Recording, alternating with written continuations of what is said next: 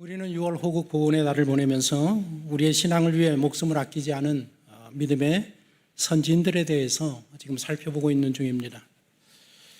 기독교 역사에는 순교의 개념을 구분하는 두 가지 용어가 있습니다. 적색 순교와 백색 순교입니다. 적색 순교는 실제로 피를 흘려서 생명을 바치는 순교를 뜻하고, 대표적인 적색 순교자가 우리나라의 김대건 신부님이라고, 그 외에도 많지만 대표적이라고 이야기할 수 있습니다.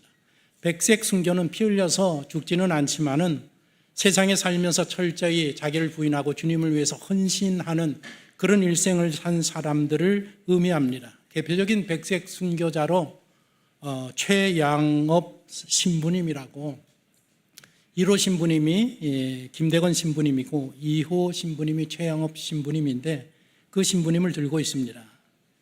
최양업 신부님은 마카오로 가서 신부님이 돼서 사제로 돌아온 후에 몰래 들어와서 11년 6개월 동안 경기도, 충청도, 전라도, 경상도, 강원도 그 두루 다니면서 매년 2,800km를 넘는 거리를 걸어 다니면서 이제 전도하고 목회 사역을 감당하시다가 극심한 과로 그리고 장티푸스에 걸려서 40세의 나이 문경에서 돌아가십니다. 그래서 땀의 순교자라고 이야기하기도 합니다. 한국교회는 이런 분들을 잊어서는 안 될 그런 분들입니다. 지난주 인류 역사의 첫 순교자였던 아벨에 대해서 살펴보았고, 오늘은 구약의 마지막 순교자인 스가랴에 대해서 함께 살펴보고자 합니다. 이 아벨과 스가랴에 대해서 예수님께서 복음서에 언급한 내용이 있습니다. 누가복음을 보시면 창세 이후로 흘린 모든 선지자의 피를 이 세대가 담당하되 곧 아벨의 피로부터 제단과 성전 사이에서 죽임을 당한 스가랴의 피까지 하리니 내가 너희에게 이르노니 과연 이 세대가 담당하리라, 이런 말씀을 했습니다. 우리가 사용하는, 우리 기독교에서 사용하는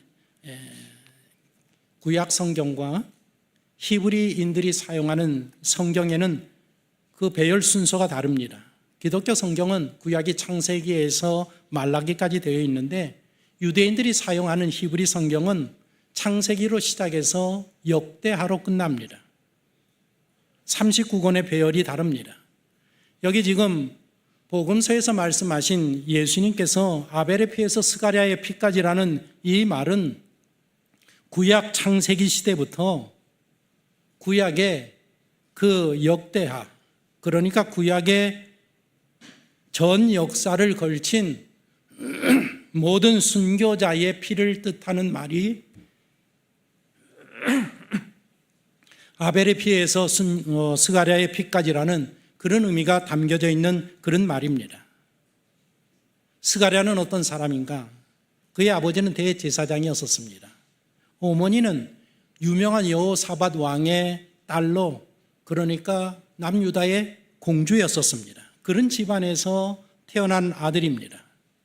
그의 아버지는 남유다의 영웅이 되어서 죽었을 때에 왕들만 모시는 묘실에 그 시신을 묘신 그런 남유다의 영웅이 스가랴의 아버지입니다. 오늘 이 스가랴의 본문 죽음에 대해서 우리가 알려고 하면 역사적인 배경의 지식이 좀 필요합니다. 제가 짧게 설명을 드리겠습니다. 남쪽과 북쪽이 갈라져서 남유다의 여호사밧 왕 때에 여호사밧 왕이 남북한이 서로 좋은 관계를 맺어야 되겠다, 그래서 북쪽 아합 왕과 사돈을 맺게 됩니다. 그래서 북쪽 아합 딸의 아달랴라는 딸을 며느리로 삼습니다. 여호사밧의 며느리가 된 이 아달랴가 16살쯤에 시집을 오게 되는데, 시집을 와서 태자비로 한 15년, 왕으로 8년, 왕태우로 1년, 그러다가 왕이 올라서 6년 동안 나라를 치리하게 됩니다. 그러니까 왕이 되기 전 한 24년 동안 궁중에 머물면서 이 아달랴라는 며느리가 자기 세력을 이렇게 구축해 나간 인물입니다. 그러다가 이 아달랴의 아들 아하시아라는 이 아들이 왕이었었을 때에 북이스라엘의 요람 왕이 부상을 당합니다.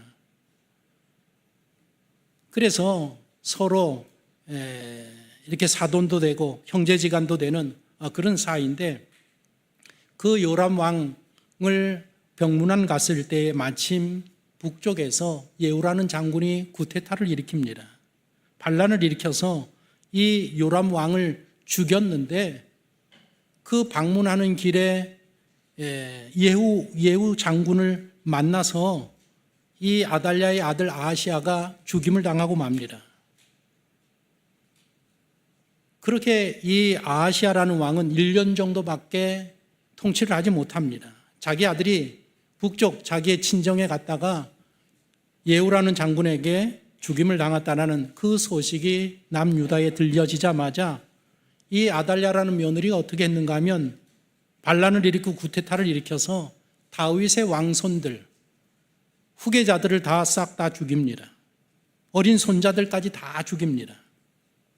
그때 그녀의 나이가 한 40세 정도 되었는데, 그래서 이제 정권을 장악하고 남유다의 최초의 여왕이 됩니다.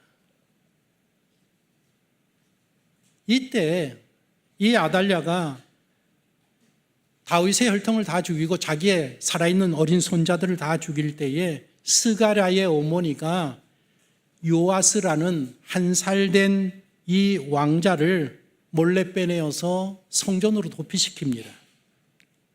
그리고 스가랴 아버지 대제사장 스가랴 아버지와 이 어머니가 성전에 숨겨놓고 요아스 어린 아들을 6년 동안 거기서 보호하고 키우게 됩니다. 그리고 6년 후에 7살이 되었을 때에 스가랴의 아버지가 반정을 일으켜서 이 아달랴를 제거하고 어린 요아스, 7살 된 요아스를 남유다의 8번째 왕으로 세우게 됩니다. 그러니까 잘 보십시오. 스가랴의 부모는 요아스 왕의 고모와 고모부가 되고 요아스와 스가랴는 사촌지간이 됩니다. 그렇게 대제사장인 스가랴의 아버지의 도움으로 7살의 왕에 오른 이 요아스 왕은 남유다의 성군이 됩니다. 왕에 올라서 이제 바알 산당을 다 회파하고, 그 아달랴가 성전을 다 무너뜨렸는데 그 성전 질서를 회복하고 성전 기금을 조성해서 성전 건물까지 보수하는 그런 훌륭한 일을 합니다.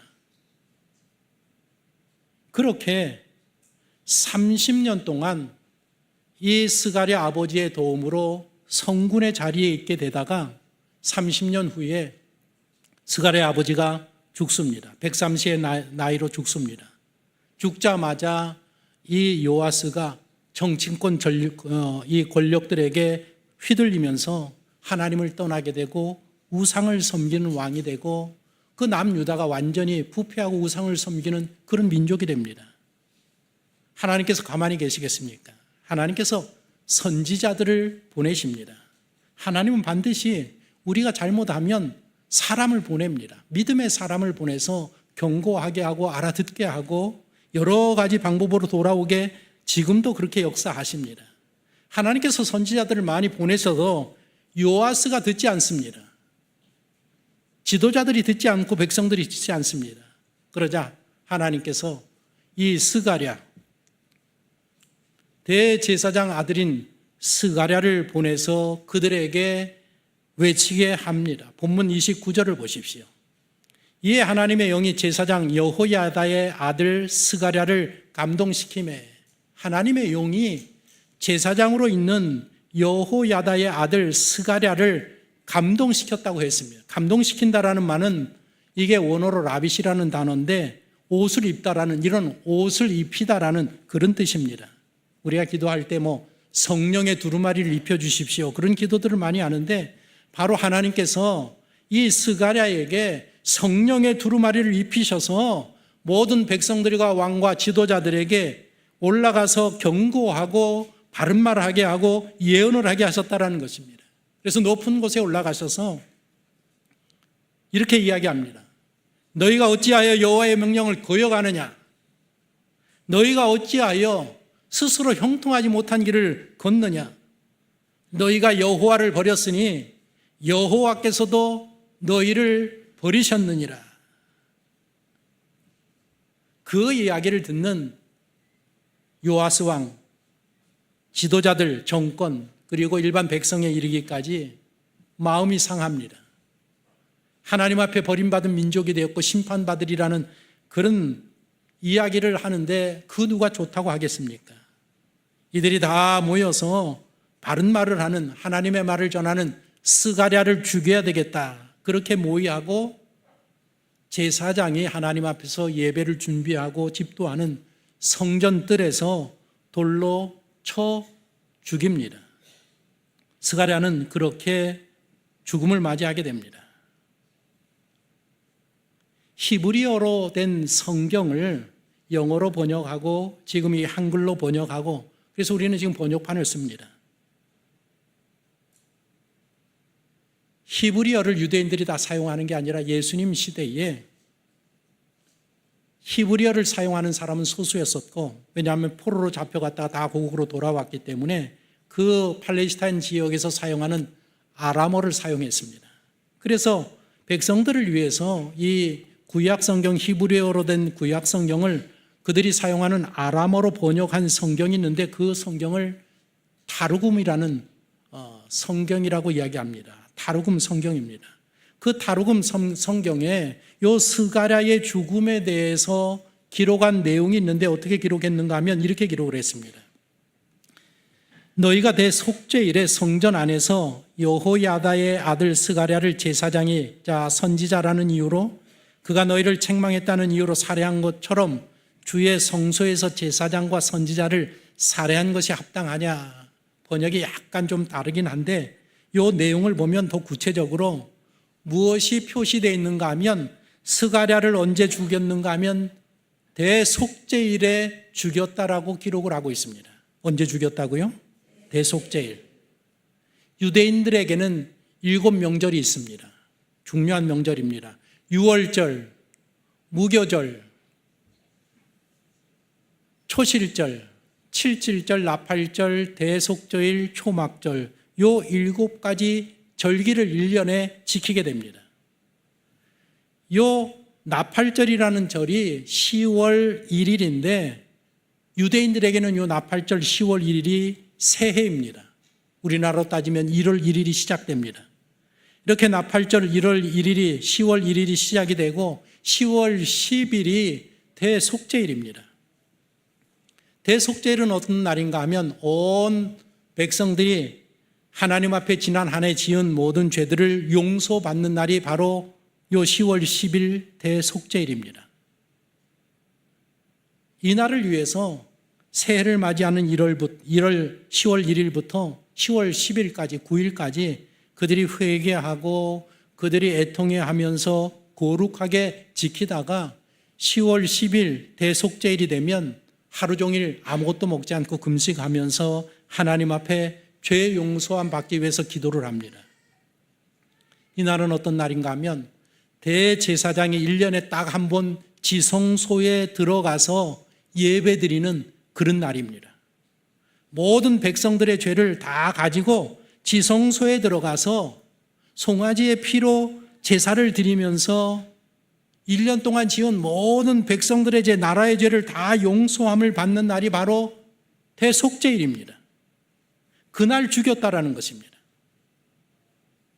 이 날이 얼마나 거룩한 날인가 하면 대제사장이 1년에 한 번 들어가는 날이기 때문에 일주일 전에 성전에 들어와서 혹시 더러워지지 않을까, 실수하지 않을까 일주일 전에 들어와서 준비하고 그 전날 밤에는 꿈속에서라도 부정한 꿈을 꾸는 일이 없도록 밤새 자지 않고 깨어 있다가 지성소로 들어가는 날이 대속죄일입니다.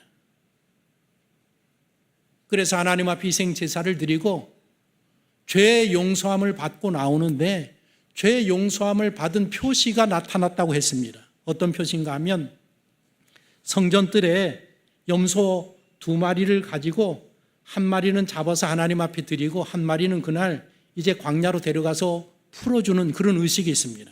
그 염소 한 마리 뿔에다가 90cm 정도의 홍색 실을 이렇게 묶어두는데 죄 용서함을 받으면 그 홍색 실이 흰색으로 변했다라는 것입니다.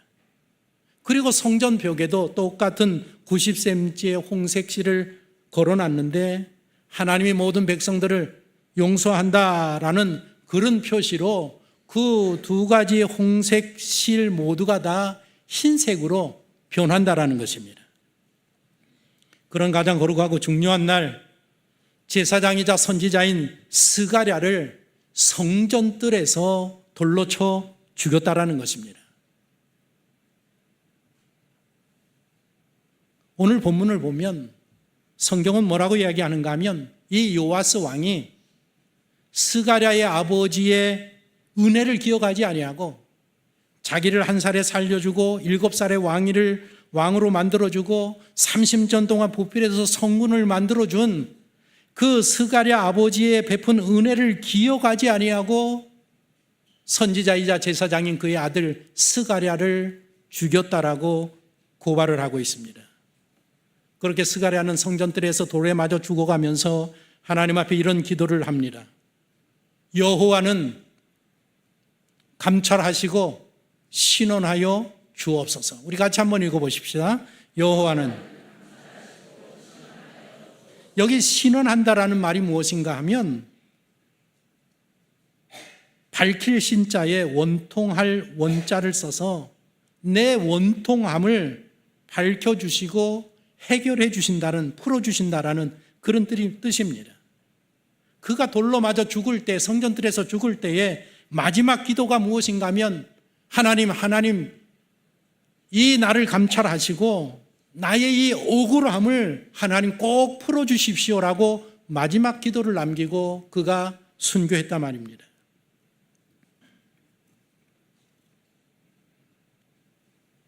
유대인들이 쓴 성경 말고 미드라시라는 그 문헌에 보면 거기에 뭐라고 기록했는가 하면 스가랴가 죽은 이유는 이렇게 기록했습니다. 스가랴가 죽은 이유는 그가 백성들에게 우상 숭배를 경고하고 회개를 촉구하기 때문에 그가 죽었고 그의 마지막 외침이 하나님의 심판을 불러오는 결정적인 기도가 되었다라고 기록을 남기고 있습니다.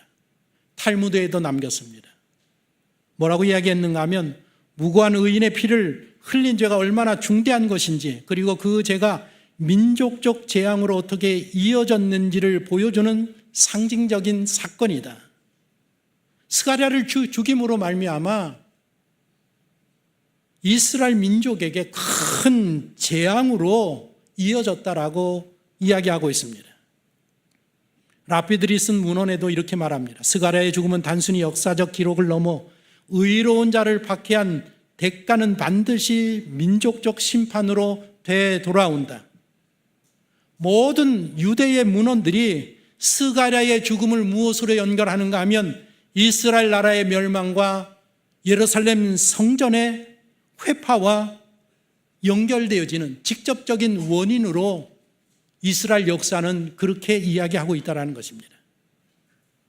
그리고 실제로 1년 후에 오늘 본문에 읽어드린 대로 1년 후에 북쪽의 아람이라는 나라가 남유다를 공격해 옵니다.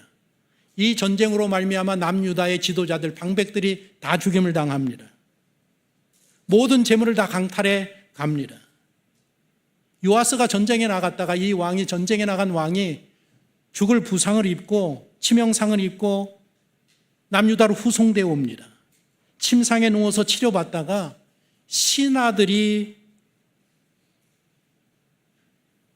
배신하여서 신하들의 칼로 그 침상에서 죽임을 당하고 맙니다. 그런 다음에 그의 왕의 시신을 왕의 묘실에 모셔야 되는데 이 왕이 아주 잘 못했기 때문에 백성들이 요아스 왕의 시신을 왕의 묘실에 모시지 않았다라는 것입니다.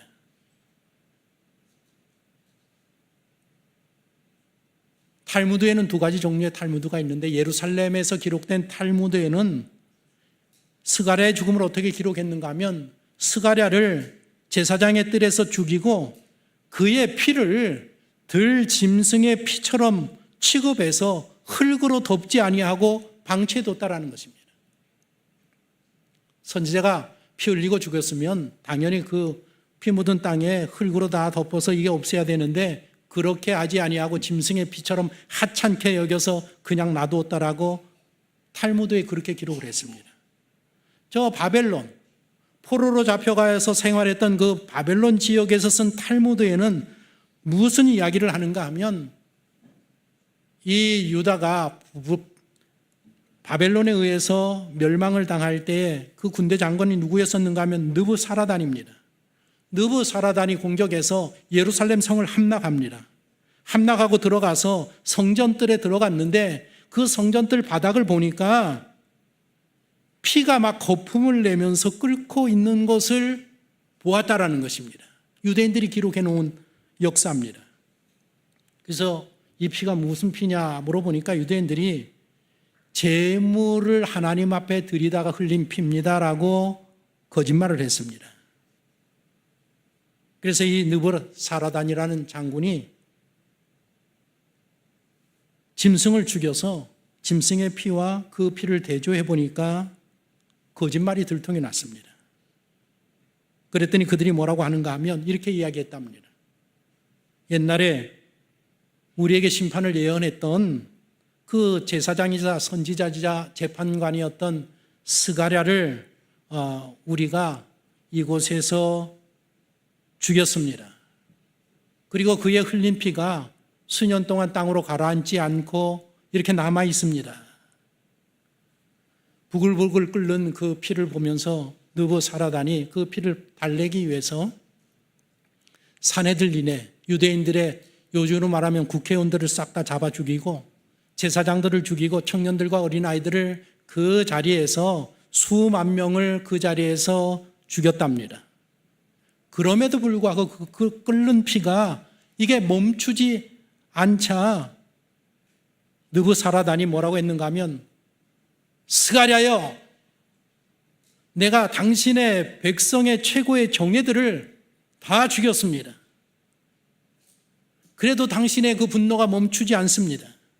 그러면 제가 정말 이 민족을 다 멸절하기를 원하십니까? 라고 외치니까 그 끓던 피가 멈추고 땅으로 흡수되고 가라앉았다라는 그런 역사적인 기록이 바빌로니아 탈무드에 기록이 되어 있습니다. 이스라엘 나라가 멸망하고 이스라엘의 성전이 회파된 직접적인 원인을 유대인들은 역사가들은 스가랴를 죽인 죄 때문이라고 그렇게 지금도 생각하고 역사의 기록에 남겨두고 있습니다. 남유다가 멸망하고 그 멸망하는 날 솔로몬의 성전이 회파됩니다. 주전 586년 10월 9일 날 이스라엘이 멸망하고 그 다음에 성전이 회파되었습니다. 그랬다가 포로로 잡혀갔다가 다시 돌아와서 다시 성전을 재건하고 이스라엘을 재건하지 않습니까? 다시 재건한 성전을 두 번째 성전이라고 해서 스룹바벨 성전이라고 이야기합니다. 그리고 이스라엘 나라가 다시 세워졌습니다. 그런데 주 70년 10월 9일 날 동일한 날짜 10월 9일 날 로마에 의해서 티투스 장군에 의해서 이스라엘이 점령당하고 그 두 번째 성전이 완전히 회파되어집니다. 첫 번째 성전과 두 번째 성전 모두가 다 10월 9일 날 정확하게 다 무너지고 회파되었습니다. 스가랴가 죽인 날과 거의 동일합니다. 생각을 해보십시오.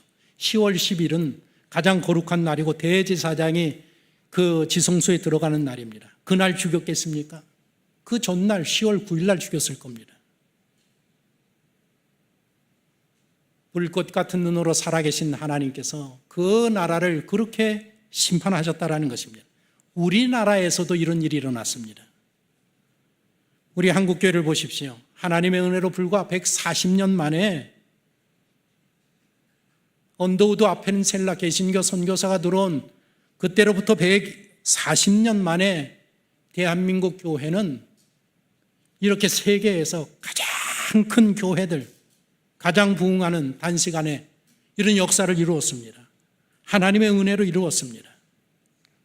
그러나 좋은 일만 있었던 것은 아닙니다. 교회가 세워지면서 이단이 출현되어졌고, 교파들이 더 싸워서 교파 분열이 일어났고, 그 다음에 신사를 참배하는 그런 아픔의 역사도 있었습니다. 한국 기독교 역사의 가장 가슴 아픈 상처가 무엇인가 하면 신사 참배한 일입니다. 신사 참배가 무엇인가 하면 일본이 우리나라를 점령하고 일본이 섬기는 그 신들을 모아둔 그 신사에 가서 그 우상들에게 강제로 참배하게 한 일이 신사 참배입니다.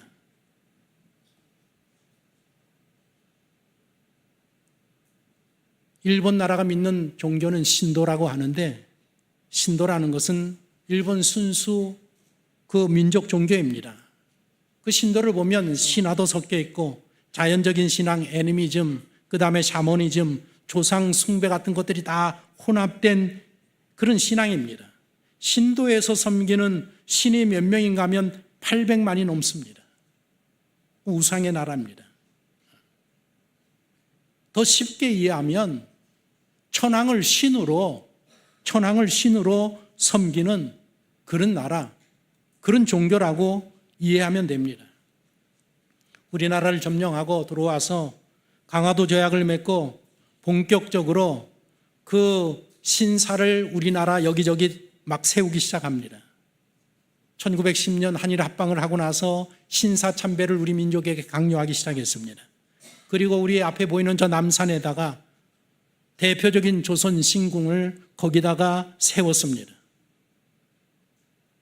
그리고 세계 대공황이 일어나면서 1931년 9월에 만주사변을 일으켜서 중국의 동북 삼성을 다 점령하고 6년 후에 중국과 전쟁을 일으키고, 그리고 4년 후에 태평양 전쟁을 일으켜서 2차 세계대전이 일어나게 됩니다. 일본이 우리나라를 점령하고 신사 참배를 강요했을 때에 일본 내의 기독교 지도자들이 반대했습니다. 우상 숭배라고 반발을 했습니다. 대표적인 신학자가 일본의 우치무라 간조라는 아주 유명한 목사님입니다. 그분이 반대했습니다. 그 외에 많은 일본 기독교의 목회자들이 반대했습니다. 그런데 우리나라에 신사 참배가 들어와서 가장 먼저 그 신사 참배를 결의한 종교가 1936년도에 6월에 천주교가 결정을 합니다. 그 다음에 10월에 감리교가 결정합니다. 성결교가, 안식교가, 성공회가, 구세군이 신사 참배를 결의합니다. 우리 교회가 속한 장로교회는 2년 동안 계속해서 버팁니다. 결의하지 않습니다. 그러다가 1938년도 2월에 우리 장로교단의 저 평안북도에 있는 그 노회, 교세가 제일 큰 노회가 1938년 2월 3일 날 노회에서 신사 참배를 결의하고, 그리고 그해 9월 9일 날 장로교회 모든 목사들이 다 모여서 총회를 이틀에 걸쳐서 하는데, 9월 9일 날 모여서 신사 참배를 할 거냐 말 거냐 오가 막 토론을 하다가 그 다음 날 아침 10일 날 아침에 이것은 우상 숭배가 아니다, 국가적인 그냥 예식이다. 그래서 신사 참배를 결의합니다. 결의하고 나서 장로교회 노회장들 23개의 노회가 있는데 노회장 전체가 다 모여서 평양 신사에 가서 절을 하면서 참배를 했습니다. 그리고 서울로 내려와서 10월 달에 서울에 내려와서 남산에 가서 조선 신궁에다가 절을 합니다. 그리고 12월 달 일본의 한국 교계 모든 지도자들이 일본으로 건너가서 일본에 있는 신궁들을 다 다니면서 신사참배를 다 하고 돌아옵니다. 가슴 아픈 일이 아닐 수가 없습니다. 그렇게 한국교회가 신사참배를 결의하고 장로교회가 결의하고 3달 후에 총회장이, 그러니까 장로교회 목사 중에 최고의 목사가 모든 교회들에게 편지를 보냅니다. 공문을 발송합니다. 신사참배를 거절하는 성도들, 신자들, 목회자들은 처벌한다. 신사참배에 반대하는 목사는 교회에서 담임 목사로 청빙하지 못한다. 그리고 계속해서 신사참배를 거부하는 목사들, 선교사들, 성도들은 교회에서 제명하고 출교한다. 다 출교시켰습니다. 우리나라에서 신사참배를 가장 처음으로 반대한 사람이 주기철 목사님입니다. 신사참배를 결의하기 3개월 전에 경남노회, 경상남도에 계셨는데 그 노회에다가 우리 노회는, 우리 장로교회는 신사참배를 할 수 없습니다. 반대 결의안을 제출해서 경남노회가 3개월 전에 신사참배는 우상숭배다, 안 된다, 우리는 반대한다라고 통과를 시켰습니다. 그리고 3개월 후에 장로교 총회가 그 신사참배 그것을 결정하고 그때로부터 임시노회를 소집해서, 평양에서 임시노회를 소집을 해서 계속해서 반대를 부르짖는 주기철 목사님을 목회직에서 파면시킵니다. 제명시킵니다. 출교시킵니다. 임시노회를 소집해서. 그리고 담임 목사로 목회하던 산정현 교회라는 유명한 교회를 폐쇄합니다. 목사들이 직접 대못과 망치를 가져와서 교회 성도들이 들어가지 못하도록 못을 박아놓습니다. 그리고 목사님의 가족들을 사택에서 강제로 다 끌어냅니다. 연로하신 노모가 나는 절대로 이 집에서 나가지 못한다고 하는 그 노모를 목사들이 사지를 붙들고 끌고 나와서 내보냅니다. 이 목사님이 돌아가시고 난 후에 유가족들이 해방될 때까지 가난하게 13번을 이사 다니면서 얼마나 남은 생애를 힘들게 살았는지 알 수 없습니다. 그렇게 신사참배를 반대하던 이 주기철 목사님이 47세에 1944년도, 그러니까 4월인데 우리나라 해방되기 1년 전에 평양 형무소에서 47세에 순교를 당하게 되십니다. 이런 불행한 역사가 우리 장로교회, 한국교회에 남아 있습니다. 기독교의 역사가 2000년입니다. 2000년 기독교 역사에 교회가 스스로 우상 숭배를 결정하고 그것을 강요한 교회는 한국교회밖에 없습니다. 우리 한국교회는 스스로 공식적으로 우상 숭배를 결정하고 그것을 모든 성도들에게, 모든 사람들에게 권유하고 강요하고 신사참배하지 않는 사람들을 고발하고 거부하는 사람들을 제명하고 출교하고, 상당수의 목사님들이 신사참배 거부로 목사직을 박탈당하고 교회에서 쫓겨나고 그리고 순교자가 되었습니다. 여러분들 성경의 역사를 보십시오. 하나님 앞에 범죄한 백성은 하나님이 반드시 심판하십니다. 이스라엘을 보십시오. 아벨의 피로부터 스가랴의 피까지 흘리게 한 그 죄의 대가로 10월 9일 날 이스라엘 민족이 2번씩이나 멸망하고 그 동일한 성전이 동일한 날 회파되게 하신 것처럼 하나님은 그런 심판을 하신다라는 것입니다. 그 당시에 장로교가 23개의 노회가 있었습니다. 23개의 노회 중에서 평북노회가 가장 큰 노회입니다. 가장 많은 교인들이 있었습니다. 가장 많은 목사들이 있었습니다. 그 평북노회가 신사참배를 최초로 결의합니다. 뭐라고 결의하는가 하면 신사참배는 종교행위가 아니라 국가의례라고 결의를 했습니다. 그리고 나서 당무총회가 9월 9일 날 모여서 9월 10일 날 신사참배를 가결하고 그것을 주도해 나간 사람들이 누군가 하면 평안남북도를 중심으로 한 이북의 목회자들이었다라는 것입니다. 그 다음 우리나라 역사가 어떻게 일어났는지 아십니까? 1938년도 9월 9일 날 모여서 그런 일을 행하고 나서 딱 10년 후에 북한 정권이 수립이 됩니다. 남북한이 갈라져서 이 나라가 남북한으로 분단되어지고 난 후에 그 신사참배를 결의하러 모인 그날 9월 9일 날 북한 정권이 정확하게 그날 수립이 됩니다. 그리고 10년 후에 1958년도 9월 9일 날 북한 정권이 교회 말살 정책을 실시합니다.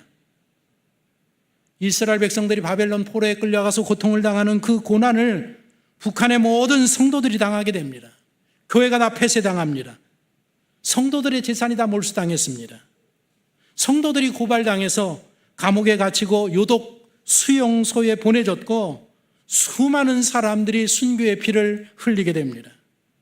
그리고 북한에서는 교회가 완전히 사라졌습니다.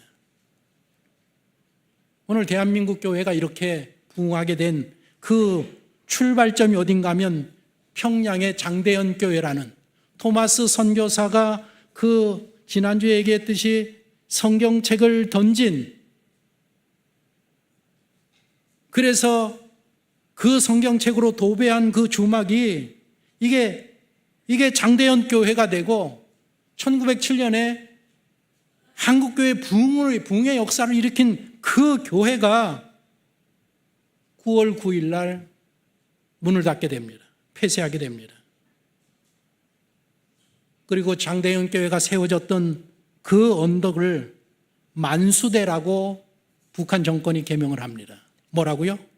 만수대.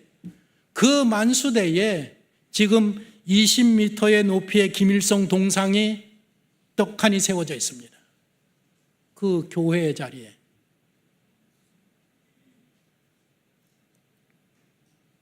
신사참배를 통해서 일본 우상들에게 전했던 바로 그 자리에 김일성 우상이라는 동상이 세워져 있습니다. 요즘 우리나라를 보십시오. 흑상 지방선거 이후에 나라가 얼마나 혼란스러운지 모릅니다. 대학생들이 일어났고 전국 대학교, 신학대학을 비롯한 모든 전국 대학에서 시국 선언을 계속해서 발표하고 있습니다. 청년들과 일반 시민들이 시위하고 있습니다. 제가 유튜브를 보니까 어떤 어르신이 태극기를 들고 잠실 그 앞을 지나가니까 경찰들이 태극기 들지 말라고 제지하는 거 아마 여러분들 보셨을 겁니다. 학생들과 시민을 폭행하는 그런 공권력이 되었습니다. 서울 경찰청장이라는 사람은 뭐라고 이야기했는가 하면 아무 생각 없이 불법 행위에 동조했다가 당신들이 공범에 적용될 경우에는 패가망신당할 겁니다. 공권력이 국민을 향해서 협박하고 겁박하는 그런 정권, 그런 나라, 그런 민족이 되었습니다. 참으로 불의한 시대가 아닐 수 없고 참으로 악이 만연한 시대가 아닐 수가 없습니다. 이 시대에 스가랴처럼 바른 말을 하고 정의를 외치면 불이익을 당하고 죽임을 당하는 그런 시대에 우리가 지금 살고 있습니다. 그런 나라가 되었습니다. 그러나 성경의 역사를 보십시오. 하나님의 역사를 보십시오. 불의한 시대에 흘린 그 의로운 스가랴의 피, 그의 기도를 하나님이 들으시고 그의 원통함을 신원하셔서 그 나라를 온전히 세워가시는 하나님의 역사를 우리가 보지 않습니까? 오늘 이 불의한 시대를 살아가는 우리 믿는 성도들은 불의함에 타협하고 영합하고 결탁하고 야업하는 그런 교회, 그런 신자가 되어서는 안 됩니다. 하나님의 편에 서서 정의를 외치고 공의를 외치는 그런 사람들이 되어야 하는 것입니다. 영적인 분별력을 가지고 이 시대를 보십시오. 이 사회를 분별하십시오.